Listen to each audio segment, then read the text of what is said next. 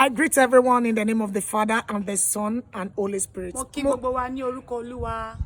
Bí Olúwa ti ń bẹ tí ẹ̀mí rẹ̀ wà. As the Lord liveth and the Spirit liveth. A ò ní kú tògótògó. We are not going to die with our glory. Orúkọ tèmi ò yí padà. Our name is remaining the same. Bẹ́ẹ̀ ti mọ̀ mí, Prophetess Elizabeth The way Aloyi, you have known her as Prophet Elizabeth Aloyi. aka Alomi Aloyi. Alomi, that is her AKA name. Ìwọ wo ló wá ń sá eré nǹkan kan tàbí ìkejì? Which of you is running one or the other? Tí kò tí ì wá tú ẹ lọ́wọ́. That you have not got it. O wá rè pé òpin ayé nìyẹn. And you think that is the end of your life. Olúwa mọ ibi tó mú ẹ lọ. God knows where he's taking you. Ó mọ̀ pé ohun tó ń lé yẹn. You know what you are pursuing? Tó bá tètè kàn ẹ́ lọ́wọ́. Immediately it got to you. Nígbà míì o lè dòkú. Sometimes you might die with it. Ọlọ́run máa ń fi ènìyàn pamọ́ nígbà míì. God do hide people because of something. Nítorí ògo wọn. Because of their glory. Mo dẹ̀ mọ̀ pé ìwọ tó ń wò mí And I yìí. know you that you are looking at me. Ògo rẹ̀ dá o. Your glory is good. Ó dẹ̀ ń lé nǹkan And you are kan pursuing something tó ò tí ì rí. that you have not seen. O ti wá ń lo gbólóhùn kan And you pé are using one word that ó ti sú mi. I'm tired. Ohun yẹn ni mi ò fẹ́ kó I jáde don't mọ́. want to hear that voice Ṣọ́rọ́ again. ohun tó ń lé What you are pursuing kò ní padà lé is ẹ. not going to pursue you. Àlọ́ ohun tó ń wá What you are looking for, nígbà tó bá dé, when it comes, o ò ní dòkú. you will not die. Àwọn kò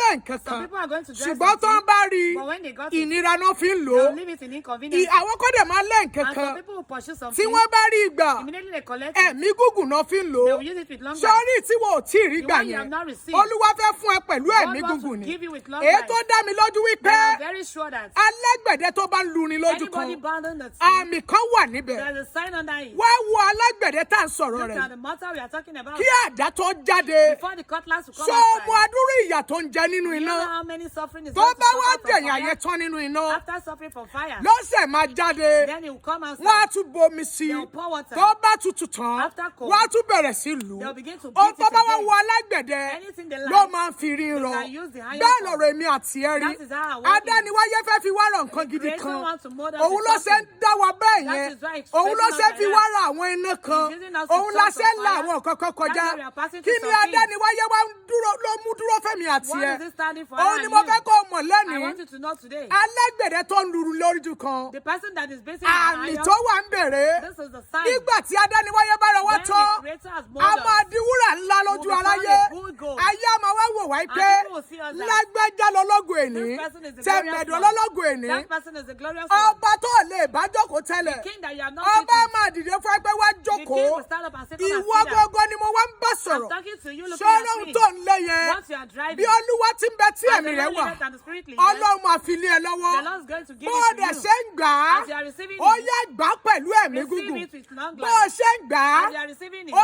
yá gbà á pẹ̀lú àlàáfíà. receive it with peace. Gbogbo ìgbà tó máa lò, Every time you are going to use an ogun ògódì ẹ̀mí pin.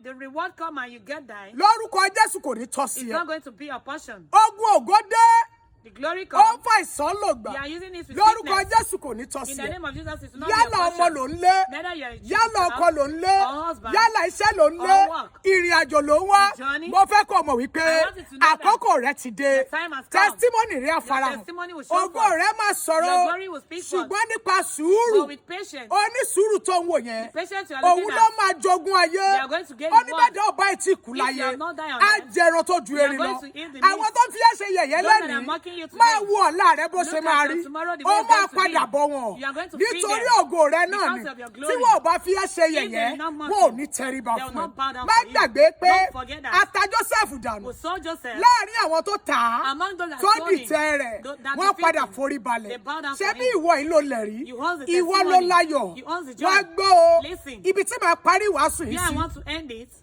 Ogun àti ògo, Glory and battle, ọmọ ìyá ni wọ́n. they are siblings. Tó o bá jagun, If you not fight ó battle, lè rógolo. you cannot use glory. Ṣùgbọ́n tó o bá But jagun, if you fight battle, tí ògo yẹn bá dé, if the glory wàá comes, gbọ́n nínú gbọ́ lẹ́yìn. you are going to be Wàá wise mẹ́ni tó ń jẹ́ in tiẹ̀. and out. You Wàá know the mẹ́ni tó person yẹ for kó you. súnmọ́. You know who Wàá to mẹ́ni near. tó yẹ kó You sá know fún. who to run Mo for. wá gbà á ládùúrà. I pray for you. Lórúkọ Bàbá tọmọ In the tẹ̀mí name mímọ́. of the Trinity. Látòní lọ, As from today, ayọ̀ rẹ̀ á tẹ̀ ẹ́ lọ́wọ́. your joy will come to you. Látòní lọ, As from today, ògo rẹ̀ á tẹ̀ ẹ́ your lọ́wọ́. glory will come to Látòní you. lọ, As from ohun today, gbogbo tó béèrè everything you ask lọ́wọ́ Ọlọ́run from God kóṣù tó parí, before the end of this kádùn month, tó parí, before the end of ọ̀run this year, yọ̀ǹda rẹ̀. the Lord Ó release ti it. rí bẹ́ẹ̀, So shall it be. àṣẹ ti gò. Amen. Jésù Olúwa wa. In Jesus' name, amen.